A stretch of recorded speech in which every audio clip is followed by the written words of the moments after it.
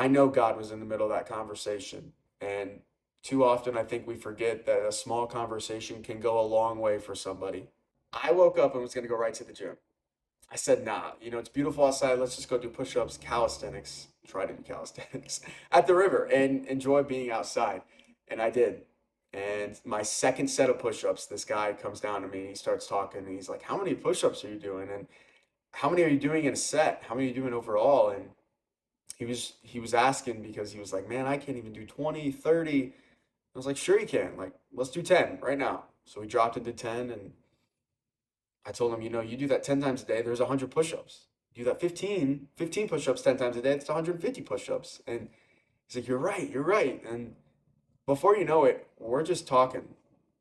It ends up being like 45 minutes that we just start talking. And this guy appeared to be homeless. I can't say for sure, but he had drugs in his pocket. And he admitted to me that he was an alcoholic and struggled with drugs. And actually, he was just coming out off of rehab and he was getting ready to start a new job. And so we just kept talking. I kept, asking just a little bit like where he was working and stuff. And then we started talking about God, man. And he told me how he views life as an entire one lesson. And I said, I get that. Yeah. But don't forget that God will also test you throughout life to make sure that you're understanding the lesson.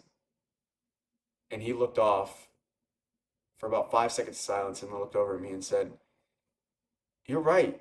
You just changed my life. Like, it's not a test. Life isn't a test, but God is going to test us throughout life. And he was just in awe of that moment. And we kept talking about God and how all we need is to wake up. All we need is to be alive. All we need is breath and take it one day at a time, just like his goals. Now he wants to do 100 push-ups every day. He told me that's his goal, and because of me, because he came down and talked to me. I don't care what his circumstances were. He came down, he wanted to talk to me, so we talked. And it turned into talking about God. It turned into him setting new goals for himself. It turned into another one of his friends named Danny that came up and talked to us for 15 minutes. We're all human.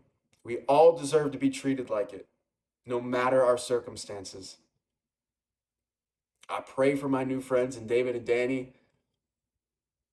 I pray that life treats them well, and I hope I can see them again soon because I know God was in the middle of that conversation. And too often, I think we forget that